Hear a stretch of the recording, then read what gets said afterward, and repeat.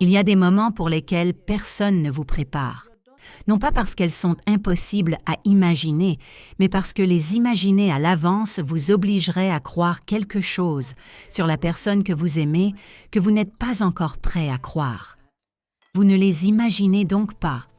Vous vivez dans votre propre version de l'histoire, celle où l'homme que vous avez épousé est celui que vous croyez qu'il est, celle où la vie que vous avez construite repose sur ce que vous croyez qu'elle repose. Et vous n'imaginez pas l'autre version, jusqu'à ce que l'autre version se tienne en face de vous au bord d'une tombe, tenir un enfant dans ses bras. Ramata ne l'avait pas imaginé. Elle n'avait jamais imaginé se retrouver un jeudi matin devant la tombe de son mari, sa fille de 2 ans sur la hanche, en levant les yeux et apercevant de l'autre côté de la tombe une femme qu'elle n'avait jamais rencontrée, avec un enfant sur la hanche, un enfant assez âgé pour comprendre qu'il se passait quelque chose d'important, mais assez jeune pour ne pas comprendre quoi. Une enfant qui avait les yeux de son mari, 2 femmes près d'une tombe, tous deux tenant ses enfants, toutes 2 veuves, du même homme au même moment. Ils ne se connaissaient absolument pas jusqu'à jeudi matin. Voici le récit de ce qui s'est passé après ce jeudi-là, et ce que ces 2 femmes ont construit dans les années qui ont suivi. Pas ensemble, pas au début, mais en parallèle. Et puis, lentement, d'une manière qu'aucun d'eux n'avait anticipée, l'un vers l'autre. Ramata Ba avait grandi à Kindia, en Guinée. Elle était la 3e d'une fratrie de 6 enfants, la cadette, ou l'observatrice, celle qui avait appris très tôt qu'observer attentivement valait mieux que parler vite. Son père était fonctionnaire, sa mère commerçante. La maison était animée et fonctionnelle, imprégnée de l'énergie particulière d'une famille toujours en mouvement. Elle avait fait des études de comptabilité. Elle avait une précision innée avec les chiffres, une précision propre à certaines personnes, non seulement acquise par la formation, mais aussi innée, qui lui permettait de s'en tenir à la vérité exacte que révèlent les chiffres. Elle avait travaillé 7 ans dans une banque commerciale à Conakry, avant de se marier. Elle avait rencontré Sékou au mariage d'un collègue. Il avait 32 ans. Elle en avait 29. Il était ingénieur civil, un homme qui construisait des choses. C'est ce qui l'avait séduite d'une manière qui n'avait rien à voir avec le métier lui-même, mais tout à voir avec la qualité que cela suggérait. Il était organisé, fiable, un homme qui disait ce qu'il allait faire et qui le faisait. Elle le croyait. Elle avait de bonnes raisons d'y croire pendant les 3 premières années. Et puis, comme elle finirait par le comprendre, les choses qu'elle avait crues vraies dans la géographie de sa vie, Conakry, son appartement, sa banque, son monde social, n'étaient en réalité que les parties de sa vie qu'elle pouvait voir. Les parties qu'elle ne pouvait pas voir se trouvaient à Dakar. Nafissatou Diallo avait grandi à Dakar, dans le quartier de la Médina. Elle était l'aînée de 4 enfants. Elle avait grandi avec le poids et la responsabilité spécifique de l'aînée, celle qui veille sur les autres, et qui se lance la première dans l'inconnu, celle qui est censée montrer l'exemple. Elle avait suivi une formation d'infirmière. Elle travaillait dans une clinique du quartier du Plateau, à Dakar. Elle était douée dans son travail. Elle alliait compétences techniques et une chaleur humaine particulière qui permettait aux patients de se sentir compris et non pas comme de simples dossiers. Elle avait rencontré Sékou un jeudi après-midi, 4 ans avant que Ramata ne le rencontre. Il était venu à la clinique avec une amie qui y recevait des soins. Il avait attendu dans le couloir. Elle l'avait croisé 2 fois. La 2e fois, il avait fait une remarque discrètement amusante sur la décoration de la salle d'attente, à laquelle elle avait réagi avant même de se décider. Ils avaient discuté pendant 20 minutes, et pendant que son ami était examiné. Il lui avait demandé son numéro. Elle l'avait donné. Il était charmant et attentionné. Il voyageait pour le travail, des projets de génie civil à travers l'Afrique de l'Ouest, disait-il, ce qui expliquait les distances et les horaires. Elle avait organisé sa vie autour de cet horaire. Elle avait cru aux distances. Elle l'avait épousé à Dakar, 2 ans après leur rencontre. Elle ne connaissait pas Ramata. Elle ne connaissait pas Conakry. Elle ignorait que lorsqu'il disait partir en voyage d'affaires en Guinée, il rentrait en réalité chez lui. Sékou Camara avait mené une double vie pendant 6 ans, l'une à Conakry, l'autre à Dakar, toutes deux bien réelles, toutes deux durables, deux femmes qui ignorent tout l'une de l'autre. Il avait été prudent. La prudence est la clé du succès pour ceux qui réussissent dans ce domaine. Les téléphones, les horaires, les explications suffisamment détaillées pour être crédibles et suffisamment vagues pour être impossibles à réfuter. La gestion émotionnelle de deux relations, maintenir dans chacune une certaine chaleur afin d'éviter tout soupçon. Il était très doué pour cela. Et puis, la 6e année, un mardi matin de mars, il est décédé. Un accident de la route s'est produit sur l'autoroute entre Conakry et Koya. Un camion a perdu le contrôle. Le conducteur est décédé. Et 2 femmes, dans 2 villes différentes, avaient reçu des appels qui avaient tout changé. Ramata avait reçu l'appel à 8h45 du matin. Elle était à son bureau à la banque. Neng, son collègue, l'avait appelée depuis l'autoroute. Un collègue de Sékou qui se trouvait dans un autre véhicule du même convoi. Il avait prononcé le mot « accident ». Il avait prononcé le mot « grave ». Il avait prononcé le mot « hôpital » avant qu'elle n'entende le mot qui allait tout bouleverser. Elle était restée assise à son bureau pendant 10 minutes sans bouger. Elle avait alors appelé sa mère. Elle s'était ensuite rendue à l'hôpital. Nafissatou avait reçu l'appel à 9h15. Elle était à la clinique. L'appel provenait d'un numéro inconnu, quelqu'un de l'hôpital de Conakry, qui avait trouvé son numéro dans les contacts téléphoniques de Sékou et appelait les personnes répertoriées. Elle n'avait pas compris au début. Elle avait dit « Quel Sékou ?» Et la personne avait donné son nom complet, son âge et l'avait décrite. Et elle avait compris. Elle était restée longtemps dans le couloir de la clinique. Elle est ensuite allée voir son supérieur et lui a dit qu'elle devait partir. Elle était rentrée chez elle. Elle était assise dans son appartement. Elle avait appelé sa sœur et elle avait commencé à comprendre qu'elle allait devoir se rendre à Conakry pour l'enterrement. Car quoi qu'ait été Sékou, quoi qu'elle ignorât encore pleinement de ce qu'il avait été, il était son mari et elle était sa femme. Et l'enterrement était le lieu où cela devait être présent. Elle était arrivée à Conakry mercredi soir. Elle s'était rendue dans une maison d'hôtes. Elle ne savait pas où aller. Elle ne connaissait personne à Conakry, n'y était jamais allée, et ne connaissait Conakry que comme la ville où Sékou allait travailler, où elle avait appelé le numéro qu'on lui avait donné, celui de son collègue qui l'avait appelé, et celui-ci lui avait indiqué l'adresse du lieu où l'enterrement aurait lieu jeudi matin. Elle l'avait écrit.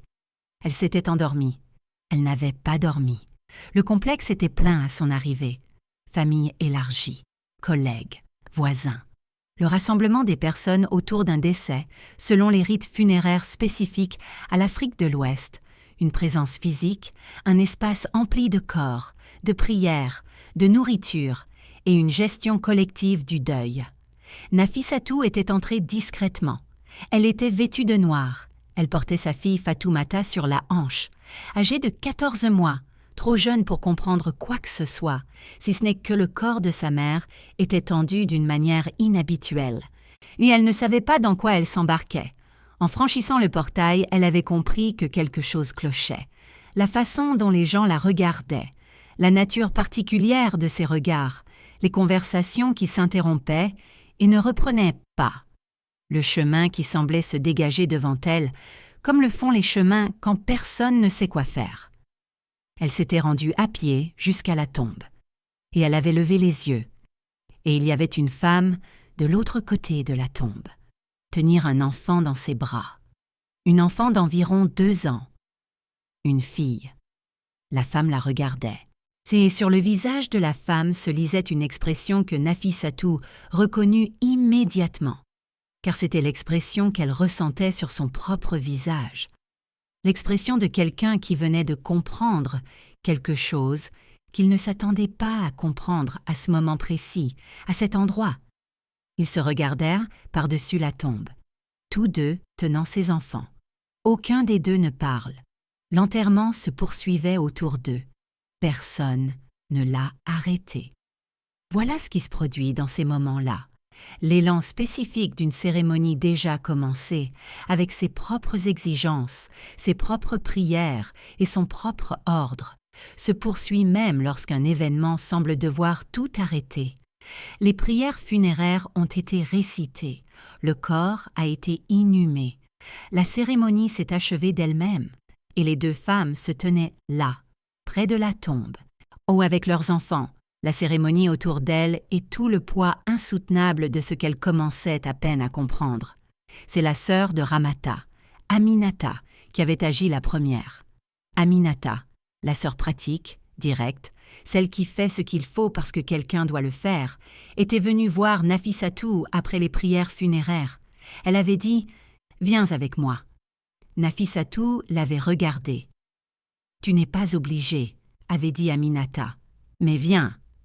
Nafissatou had come. Ils avaient été placés dans une pièce.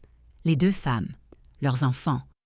Une pièce qui n'était pas le salon principal, une pièce plus petite, un petit salon donnant sur le couloir, où l'on entendait le rassemblement de 300 personnes sans qu'elles soient présentes. Oh, on avait posé Fatoumata à terre et elle avait aussitôt trouvé un pied de chaise auquel s'accrocher et un coin à explorer. Les enfants se tournent vers l'ordinaire, même dans des circonstances extraordinaires. C'est une de leurs caractéristiques. La fille de Ramata, elle s'appelait Kadiatou, elle avait 2 ans, avait regardé l'autre enfant avec l'attention curieuse et simple d'un enfant de 2 ans. Les deux femmes étaient assises. Ils s'étaient regardés. Aucun des deux ne savait quoi dire, parce qu'il n'y avait rien à dire de convenable.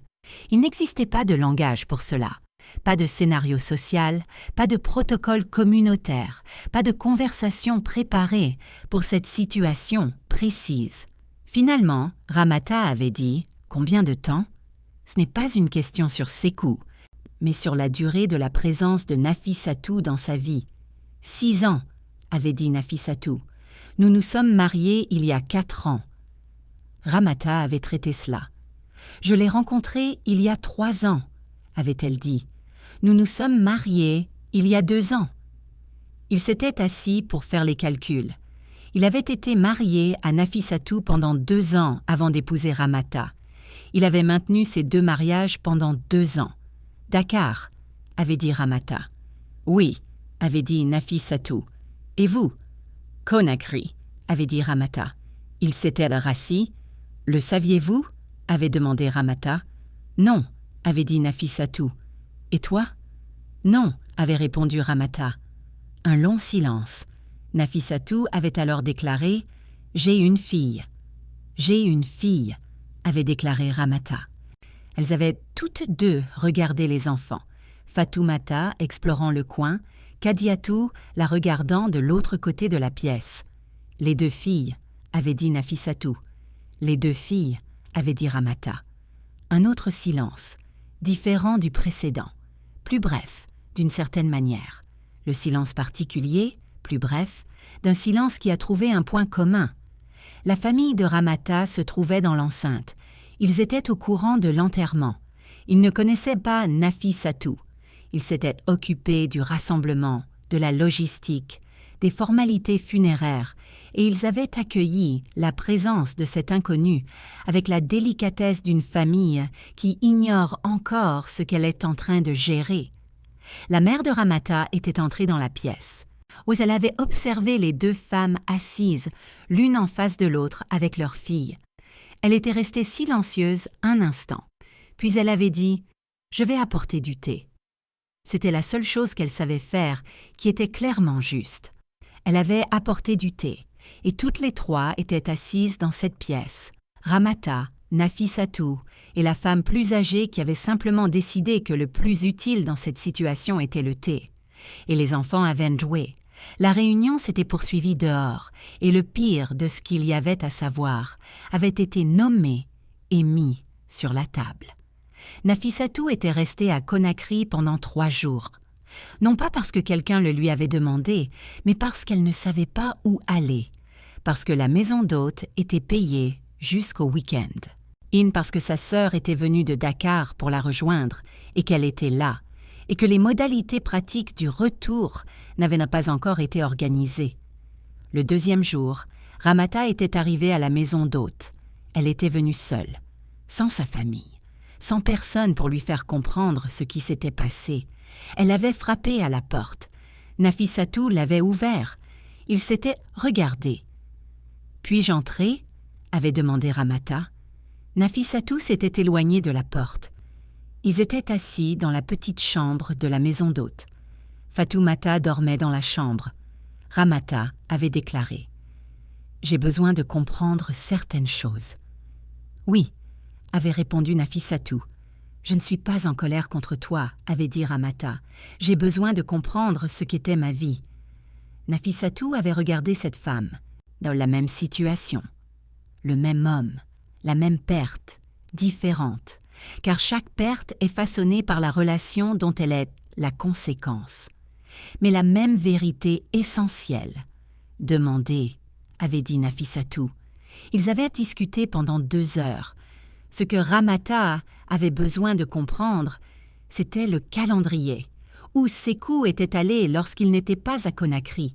En quoi consistaient réellement les projets de Dakar? Quelles étaient les vérités auxquelles elle avait cru? Nafissatou lui avait dit ce qu'elle savait. Certaines choses avaient été douloureuses à entendre. D'autres avaient éclairci des points restés flous. D'autres encore avaient enfin mis des mots sur ce que Ramata avait remarqué sans le nommer. Au bout de 2 heures, Ramata avait déclaré « Les projets étaient réels. » Certains d'entre eux, avait dit Nafissatou. Les projets d'ingénierie étaient bien réels. Il a réalisé les travaux. Il s'est servi du voyage comme prétexte. Il n'a donc pas menti sur toute la ligne. Non, avait répondu Nafissatou, juste les choses les plus importantes. Ramata s'était assis avec cela. Puis elle avait dit quelque chose auquel Nafissatou ne s'attendait pas. Elle avait dit « Votre fille, Fatoumata, c'est la demi-sœur de ma fille. » Nafissatou l'avait regardée. « Oui, » avait-elle répondu. « Ils grandiront sans se connaître, » avait dit Ramata, « dans des villes différentes. Leur père est le même homme et ils grandiront comme des étrangers. » Elle n'avait pas dit cela pour affirmer ce qui devait se passer, mais pour constater ce qui se passait. Nafissatou s'était assise avec. Elle était retournée à Dakar avec Fatoumata et sa sœur. Elle était retournée à la clinique, à son appartement, à sa vie, physiquement identique, mais complètement différente à tous autres égards. Elle avait appelé sa mère. Elle avait appelé la conseillère de la clinique, une femme chargée du soutien psychologique du personnel. Elle lui avait raconté ce qui s'était passé. La conseillère avait organisé des séances. Elle avait commencé à réfléchir, pas rapidement. Ces choses-là ne se font pas rapidement, mais elle avait commencé. À Conakry, Ramata était retournée à la banque. Assise à son bureau, elle avait examiné les chiffres de son grand livre et ressenti, avec la lucidité propre à une comptable, la réalité financière qui se présentait à elle. Son salaire, sa fille, l'appartement qu'elle partageait et qui lui appartenait désormais entièrement, avec ses seules charges. Or, l'absence du revenu de Sékou, elle avait sorti un morceau de papier, elle avait commencé à calculer, non pas par désespoir, mais grâce à la compétence particulière d'une femme qui a toujours appréhendé sa situation en la quantifiant. La situation était difficile, mais surmontable. Elle avait élaboré un plan. 6 mois après l'enterrement, Ramata avait reçu un message. Elle a reconnu le numéro. Elle l'avait enregistré sous le nom de N. Le message disait « Bonjour, j'espère que vous allez bien. J'ai réfléchi à ce que vous avez dit, à propos de ces filles mais qui grandissent comme des étrangères les unes pour les autres. » Ramata avait longuement contemplé le message. Elle avait alors répondu « J'y ai pensé aussi. » Ils avaient recommencé à correspondre. Pas fréquemment au début, un message toutes les quelques semaines, puis plus régulièrement. Ni la correspondance de 2 femmes qui ont vécu une expérience que seule l'autre peut pleinement comprendre et qui ont découvert que cette compréhension particulière a de la valeur. Ils avaient même parlé de leurs filles, des réalités pratiques de l'éducation monoparentale, du deuil, Le deuil particulier de quelqu'un qui s'est révélé moins exceptionnel qu'on ne l'avait imaginé. Un deuil non pas plus simple qu'un deuil ordinaire, mais plus complexe. Ils n'avaient rien résolu. Ils avaient simplement échangé des lettres, et leur correspondance avait pris une tournure inattendue pour eux deux. Ils se revoyèrent pour la première fois après l'enterrement 14 mois plus tard. Nafissatou était venue à Conakry pour un congrès d'infirmières. Elle avait envoyé un message à Ramata avant son arrivée. Ramata lui avait répondu « Viens dîner ». So Nafissatou had come. Ils avaient dîné ensemble dans l'appartement de Ramata. Les enfants étaient là. Kadiatou, 3 ans maintenant, et Fatoumata, 2 ans et demi. Ils s'étaient observés par-dessus le sol, avec l'attention particulière et méfiante des jeunes enfants qui découvrent une nouvelle personne. Fatoumata avait alors offert à Kadiatou un morceau de son biscuit. Kadiatou l'avait pris. Les 2 femmes qui observaient la scène étaient restées silencieuses un instant. Ramata avait alors déclaré « Ils trouveront une meilleure solution que nous ». Nafissatou avait dit « Les enfants le font toujours ». Ce qui s'est développé entre eux n'était pas une amitié au sens ordinaire du terme. C'était quelque chose de plus particulier et de plus étrange, le lien qui unissait 2 personnes ayant vécu le même tremblement de terre, ou chacune dans sa propre maison, qui comprenaient, sans explication, certaines choses que personne d'autre dans leur vie n'avait jamais pleinement comprises. C'était aussi une alliance pratique. Ils avaient commencé à échanger des informations sur les démarches juridiques et financières à entreprendre suite au décès de Sékou, sur le processus successoral et sur les complications liées à la situation de 2 familles ayant chacune droit à une part de l'héritage. Ils avaient tous 2 retenu les services d'un avocat et avaient eu affaire à la famille Camara, la famille d'origine de Sékou, dont la réaction face à cette situation engendrait ses propres complications. Malgré tout cela, la correspondance s'était poursuivie, et les enfants étaient nés et restés conscients les uns des autres.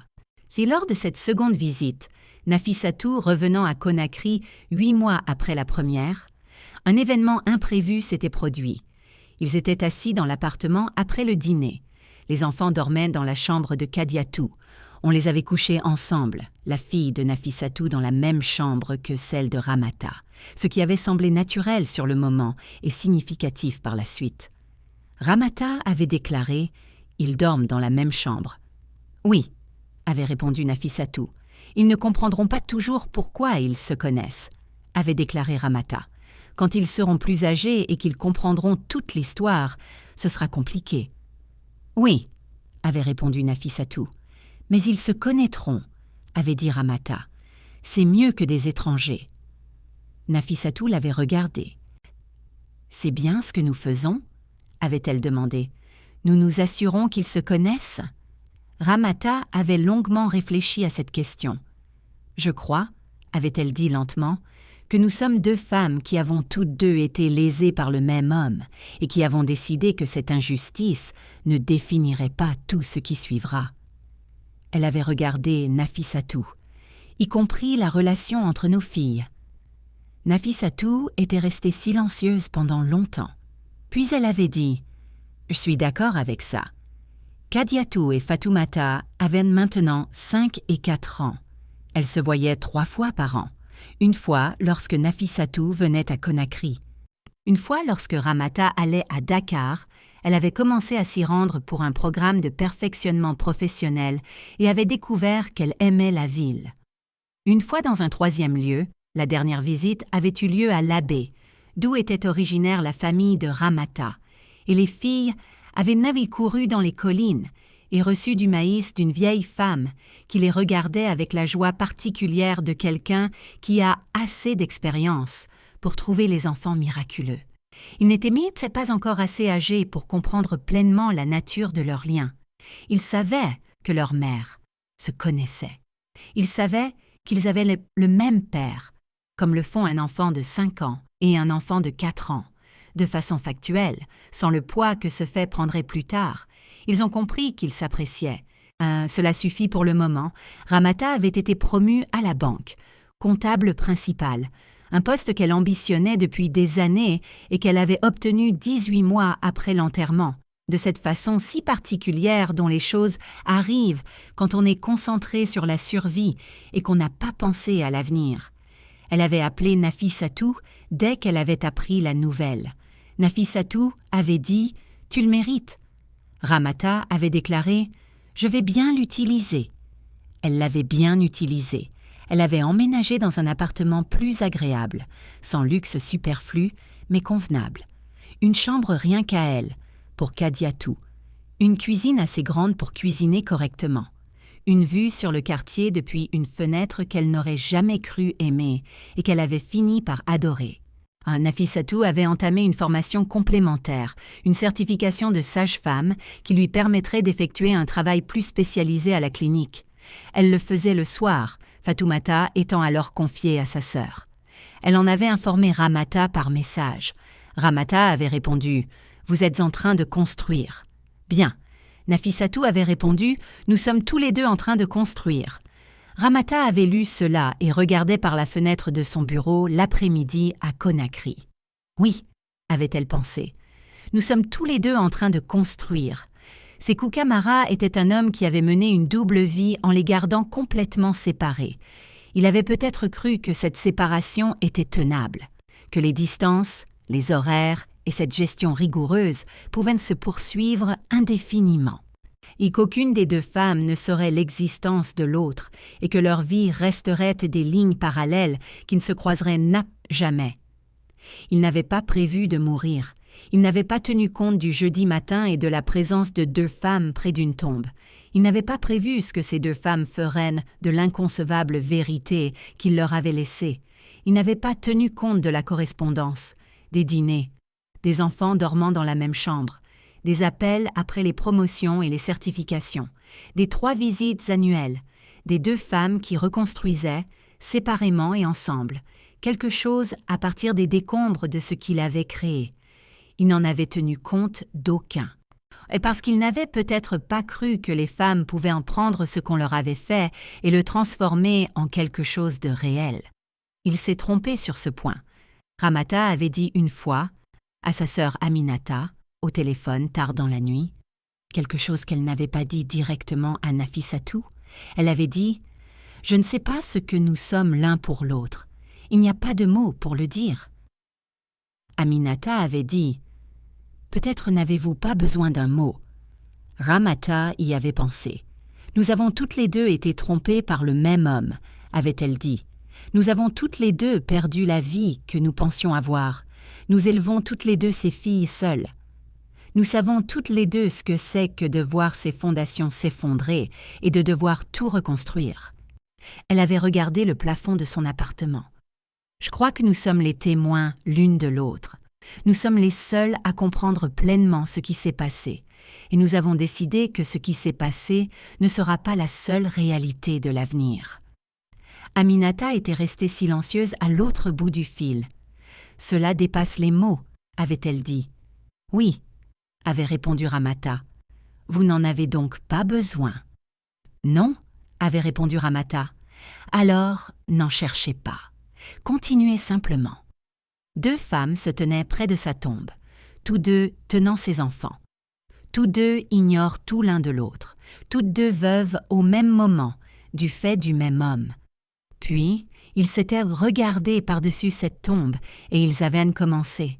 Pas immédiatement, pas sans difficulté, pas sans douleur, sans complexité et sans la difficulté particulière de construire quelque chose de nouveau à partir de matériaux brisés.